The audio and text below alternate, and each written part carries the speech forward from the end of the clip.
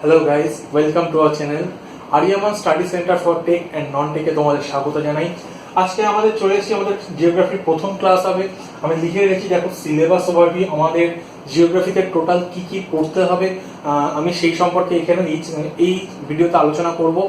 তাছাড়া আমি তোমাদেরকে হিস্ট্রিতে যেরকম একটা টোটাল ওভারভিউ দিয়েছিলাম, আমাদের সেরকমই একটা ছোট্ট একটা ওভারভিউ জিওগ্রাফির জন্য হবে, কি কি পড়তে হবে। অ্যাকচুয়ালি আমরা কোনো সাবজেক্ট পড়তে গেলে, আমাদেরকে পরীক্ষার জন্য প্রিপারেশন নিতে গেলে আমাদের সাবজেক্টের সিলেবাসটা একদম পুরোপুরি নখদর্পণে থাকা চাই। সেই জন্য আমি এই ভিডিওটা বানাচ্ছি। এই ভিডিওতে আমি তোমাদেরকে টোটাল ডিটেলসে বলে দেবো কি কি আমাদের পড়তে হবে। বেশি দেরি না করে চলো শুরু করা যাক আমাদের প্রথম ভিডিওটা। দেখো প্রথম যে চ্যাপ্টারটা, প্রথম আমি পয়েন্টটা কি লিখেছি, দেখো ভৌগোলিক অবস্থান। ভারতবর্ষ কেন, পৃথিবীর যে কোনো দেশ সম্পর্কে আমাদের যখন জানতে হবে, সবার আগে আমাদের জানতে হবে তার ভৌগোলিক অবস্থানটা। পৃথিবীতে সেই দেশটি কোথায় অবস্থিত, উত্তর ও দক্ষিণে তার সীমানা কতটা, পূর্ব পশ্চিমে তাদের বিস্তার কতটা, সেই সমস্ত কিছু আমরা জানবো এই চ্যাপ্টারটার মাধ্যমে। ভৌগোলিক অবস্থান, ভারতের ভৌগোলিক অবস্থানের মধ্যে আমরা অনেক কিছু জানবো। তাদের পূর্ব পশ্চিমে বা উত্তর দক্ষিণে তার ল্যাটিটিউডনাল এবং লঙ্গিটিউডনাল বিস্তার কতটা, সেটা আমরা জানবো। ভারতের প্রমাণ দ্রাঘিমা রেখা সম্পর্কে আমরা জানবো, এবং আমাদের প্রতিবেশী দেশগুলো সম্পর্কে জানবো, এবং সেই দেশগুলোর সঙ্গে যে বর্ডার আমরা শেয়ার করছি তার দৈর্ঘ্য সম্পর্কেও আমরা জানবো। এবং আমার প্রথম যে জিওগ্রাফির উপর প্রথম যে লেকচারটা হবে আমার ভিডিওটা, সেটা হবে এই চ্যাপ্টারের উপর, ঠিক আছে? আচ্ছা, দেখে নাও দ্বিতীয় নম্বর পয়েন্ট লিখেছি ভূপ্রকৃতি, ভারতের ভূপ্রকৃতি। এই চ্যাপ্টারটা হচ্ছে মোস্ট ইম্পর্টেন্ট চ্যাপ্টার। এই চ্যাপ্টারটা এখানে যে কটা পয়েন্ট আমি লিখেছি আপাতত, তার মধ্যে সব থেকে ইম্পর্টেন্ট এবং সব থেকে ভাস্ট, সব থেকে বড় চ্যাপ্টার হচ্ছে ভূপ্রকৃতি। ভারতের এমনিতেই ভারতবর্ষ বিরাট বড় একটি দেশ, তার ভূপ্রকৃতি সম্পর্কে জানতে গেলে আমাদের একটা বিরাট বড় একটা চ্যাপ্টার আমাদেরকে কভার করতে হবে। এই ভূপ্রকৃতি চ্যাপ্টারটা কভার করতে গেলে আমার মিনিমাম 3 থেকে 4টে ভিডিও হয়তো লেগে যেতে পারে। এই চ্যাপ্টারটা আমরা খুব মন দিয়ে আমাদেরকে পড়তে হবে। তারপরে দেখো আমি লিখেছি নদ নদী। ভারত একটি নদীমাতৃক দেশ, আমরা ছোটবেলা থেকেই পড়েছি। ভারতের সমস্ত নদ নদী সম্পর্কে আমরা এই চ্যাপ্টারে পড়বো। আমি এই জন্য একটা আলাদা ভিডিও করবো, প্রত্যেকটা চ্যাপ্টার সম্পর্কে আমি একটা আলাদা করে ভিডিও তোমাদেরকে প্রোভাইড করবো। এই নদ নদীর মধ্যে আমাদের সিন্ধু, গঙ্গা, ব্রহ্মপুত্র সম্পর্কে তো আমরা পড়বোই, যেগুলো আমাদের উত্তর ভারতের দিকে আছে। এবং তাছাড়াও আমাদের পেনিনসুলার, আমাদের ডেকান, আমাদের দাক্ষিণাত্যে যে সমস্ত নদীগুলো আছে, নদ নদী আছে, সমস্ত কিছু সম্পর্কে আমরা পড়বো। নর্মদা, তাপ্তি, গোদাবরী, কৃষ্ণা, কাবেরী সমস্ত সম্পর্কে আমরা পড়বো। তাদের দৈর্ঘ্য, তাদের উৎস এবং তাদের মোহনা সম্পর্কে আমরা সবকিছুই পড়বো। আচ্ছা, 4 নম্বর পয়েন্টে দেখে নাও, আমি লিখেছি হ্রদ এবং উপহ্রদ। ভারতের প্রচুর হ্রদ আছে, প্রচুর উপহ্রদ আছে, সেই সমস্ত প্রত্যেকটি সম্পর্কে আমরা পড়বো। সেটা কোন রাজ্যে অবস্থিত, কোনটি সব থেকে বড়, কোনটি লবণাক্ত, কোনটি অ্যালকালাইন, কোনটি ক্ষারীয়, সবকিছু আমরা পড়বো। আচ্ছা, তারপরে দেখো 5 নম্বর পয়েন্ট লিখেছি সেচ ব্যবস্থা ও নদী পরিকল্পনা। ভারতের সম্পর্কে পড়তে গেলে আমরা সবার আগে জানবো যে আমাদের ভারতবর্ষ হচ্ছে কৃষি নির্ভর দেশ, আর কৃষিতে সবার আগে প্রয়োজন হচ্ছে জলের। আর জলের জন্য নদীর জল এবং সেচ ব্যবস্থা, সেটা হচ্ছে সব থেকে ইম্পর্টেন্ট।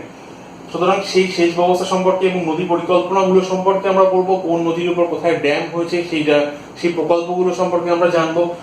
সেচ ব্যবস্থা, ভারতের কোথায় সেচ খাল কাটা হয়েছে, সেই প্রত্যেকটি সম্পর্কে আমরা জানবো, ঠিক আছে? আচ্ছা, 6 নম্বর পয়েন্ট দেখে নাও ভারতের জলবায়ু। বিশাল বড় একটি ইম্পর্টেন্ট চ্যাপ্টার। ভারতের জলবায়ু খুবই কমপ্লিকেটেড একটি বিষয়। আমরা এই চ্যাপ্টারটা নিয়েও খুব ডিটেলসে আমি তোমাদের সঙ্গে আলোচনা করব ভবিষ্যতে। দেখে নাও জলবায়ুর সাথে সাথে চলে আসছে 7 নম্বর পয়েন্ট স্বাভাবিক উদ্ভিদ। ভারতের এত বড় একটি দেশ, তাতে যে স্বাভাবিক উদ্ভিদের যে বৈচিত্র্য আমরা দেখতে পাই, সেটা অসাধারণ। এই স্বাভাবিক উদ্ভিদগুলোর সম্পর্কে আমাদেরকে পুরো ডিটেলসে পড়তে হবে। ভারতের কোন প্রান্তে কি ধরনের উদ্ভিদ দেখা যায়, কি ধরনের স্বাভাবিক উদ্ভিদ দেখা যায়, সেগুলো আমরা পড়বো এখান থেকে। আর এই স্বাভাবিক উদ্ভিদের সঙ্গে কানেক্টেড চ্যাপ্টারটা হচ্ছে আমাদের 8 নম্বর পয়েন্ট মৃত্তিকা। বিভিন্ন স্বাভাবিক উদ্ভিদের জন্য বিভিন্ন রকমের সয়েল প্রয়োজন, বিভিন্ন রকমের ক্লাইমেট প্রয়োজন। সুতরাং 6 নম্বর, 7 নম্বর এবং 8 নম্বর পয়েন্ট খুবই ইন্টারকানেক্টেড তিনটে চ্যাপ্টার। এই তিনটে চ্যাপ্টার সম্পর্কে আমাদের খুব ডিটেলসে পড়তে হবে। আর আচ্ছা, এই 8 নম্বর পয়েন্ট হয়ে গেল। আমরা চলে আসছি এবার 9 নম্বর পয়েন্টে। দেখো 9 নম্বর পয়েন্টে আমি লিখেছি জাতীয় উদ্যান ও অভয়ারণ্য। জাতীয় উদ্যান মানে কি? National park. ভারতে অনেক ন্যাশনাল পার্ক আছে। আর অভয়ারণ্য মানে ওয়াইল্ড লাইফ স্যাংচুয়ারি। ঠিক আছে, ভারতের কোন রাজ্যে কোন ন্যাশনাল পার্ক আছে এবং কোন রাজ্যে কোন কোন অভয়ারণ্য আছে সেগুলো সম্পর্কে আমরা খুব ডিটেলসে পড়বো। এবং প্রত্যেক পরীক্ষায় এখান থেকে কোয়েশ্চেন আসেই। এখান থেকে তোমরা প্রচুর এই পোর্শনটা যদি তোমরা ভালোভাবে কভার করো, তোমরা যে কোনো পরীক্ষাতে কমন পাবেই। সুতরাং এই চ্যাপ্টারটা খুব ভালোভাবে পড়তে হবে। জানি একটু কষ্ট হতে পারে নামগুলো মুখস্থ করতে, কোন রাজ্যের সেগুলো মুখস্থ করতে একটু টাফ লাগতে পারে, কিন্তু তবু করতে হবে। দেখো 10 নম্বর পয়েন্ট লিখেছি ভারতের যোগাযোগ ব্যবস্থা। এই যোগাযোগ ব্যবস্থার মধ্যে আমাদের সড়ক পথের সম্পর্কে আমরা পড়বো, এখানে আমাদের জলপথগুলো সম্পর্কে পড়বো এবং আমাদের এয়ারওয়েজের যে সমস্ত কানেকশন রয়েছে, কানেক্টিভিটি রয়েছে সেগুলো সম্পর্কে পড়বো এবং তাছাড়া পড়বো আমাদের টেলিকমিউনিকেশন সম্পর্কে। এই যোগাযোগ ব্যবস্থাতে আমরা ন্যাশনাল হাইওয়ে এবং স্টেট হাইওয়ে সম্পর্কে ডিটেলসে আলোচনা করব। আচ্ছা, তারপরে দেখে নাও 11 নম্বর পয়েন্ট শিল্প। ভারতের যে সমস্ত শিল্পগুলো আছে সেগুলোর কত সাল থেকে কোথায় প্রথম শুরু হয়েছে সেগুলো সম্পর্কে আমরা জানবো। আর এই ভারতের কোন রাজ্য কোন শিল্পে এগিয়ে রয়েছে সেইগুলো সম্পর্কেও আমরা খুব ডিটেলসে এইখানে আলোচনা করব। অনেক কিছু এখান থেকে জানা আছে, অনেক ইম্পর্টেন্ট একটা চ্যাপ্টার। আচ্ছা, তারপরে দেখে নাও লিখেছি গিরিপথ। আমাদের ভারতের উত্তরে যে সমস্ত গিরিপথগুলো আছে সেই গিরিপথগুলোকে আমরা জানবো। মেইনলি তোমরা এই জিনিসটা দেখতে পারবে, নর্থে জম্মু কাশ্মীর বা লাদাখ থেকে শুরু করে আমাদের অরুণাচল প্রদেশ পর্যন্ত প্রচুর গিরিপথ আছে। গিরিপথ বলতে আমরা যেটা বুঝি পাহাড়ের মাঝখান থেকে যে সমস্ত পথ, ঠিক আছে, সেটাই হচ্ছে গিরিপথ। সেই গিরিপথগুলো সম্পর্কে পড়বো এবং প্রত্যেকটা কোন রাজ্যে অবস্থিত এবং কোথা থেকে কোথায় এই গিরিপথগুলো কোন কোন ল্যান্ডমাসের সঙ্গে কানেকশন তৈরি করছে সেইগুলো সম্পর্কে আমরা পড়ব। তারপরে দেখো পয়েন্টটা আছে গবেষণাগার। ভারতে বিভিন্ন ধরনের যে সমস্ত গবেষণাগারগুলো আছে সেইগুলো সম্পর্কে আমরা খুব ডিটেলসে পড়বো। কোন রাজ্যে কোন গবেষণাগার উপস্থিত সেগুলো সম্পর্কে আমরা খুব ডিটেলসে এখান থেকে জানবো। চলে আসছি আমাদের আরো পরে কয়েকটা টপিকে যেগুলো আমাদেরকে কভার করতে হবে। আচ্ছা, তারপরে দেখুন আর আমাদের কি কি পড়তে হবে। দেখো পরে পয়েন্টে লিখেছি খনিজ সম্পদ, মানে ভারতে কোথায় কি কি মিনারেলস পাওয়া যায়, কোন রাজ্যে পাওয়া যায়, কোন রাজ্যে কোন মিনারেলস গুলো পাওয়া যায় এবং কোন রাজ্য কোন মিনারেলস উৎপাদনে প্রথম স্থান অধিকার করে সেইগুলো সম্পর্কে আমরা এই চ্যাপ্টারে পড়ব। পরের পয়েন্টটা দেখো, একসঙ্গে 3টে পয়েন্ট আমি একবারে লিখেছি, জলবিদ্যুৎ, তাপবিদ্যুৎ ও পারমাণবিক গবেষণা কেন্দ্র।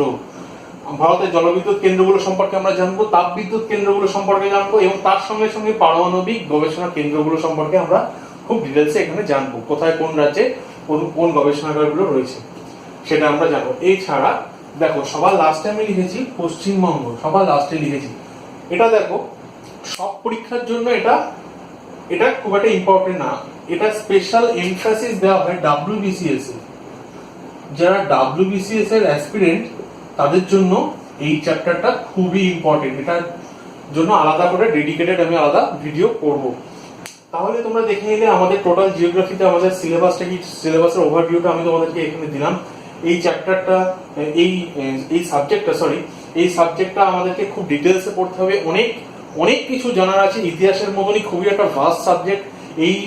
এই চ্যাপ্টারগুলো থেকে আমরা খুব ডিটেলসে অনেক কিছু জ্ঞান লাভ করার চেষ্টা করব। আমি প্রত্যেকটা চ্যাপ্টারের জন্য আলাদা করে ডেডিকেটেড একটা করে ভিডিও তোমাদেরকে প্রোভাইড করব। আর এই আমার এই ভিডিওগুলোর সংক্রান্ত তোমাদের যদি কোনো কোয়েশ্চেন থেকে থাকে, কোনো রকম জিজ্ঞাসা কিছু থেকে থাকে, তোমরা আমাকে অবশ্যই কমেন্ট সেকশনে জানাবে। আর এই ভিডিওটা যদি তোমাদের ভালো লেগে থাকে তোমরা ভিডিওটাকে লাইক করো, তোমরা ভিডিওটাকে শেয়ার করো আর আমাদের চ্যানেলটাকে অবশ্যই সাবস্ক্রাইব করবে। আর এই জিওগ্রাফিতে তোমাদের আমি গ্যারান্টি দিচ্ছি, আমি এই ভিডিওগুলো প্রোভাইড করার পর তোমাদের কোনো রকম কোনো ডাউট থাকবে না এবং তোমরা অনেক কিছু জানতে পারবে এই ভিডিওগুলো থেকে। আর আশা করছি তোমরা এই ক্রাইসিসের সময় অনেক স্ট্রাগল করছো অবশ্যই আমরা জানি, কিন্তু তোমরা এই ক্রাইসিসের মধ্যেও নিজেদেরকে এগিয়ে নিয়ে যাওয়ার চেষ্টা করবে এই আশা রাখছি আমি।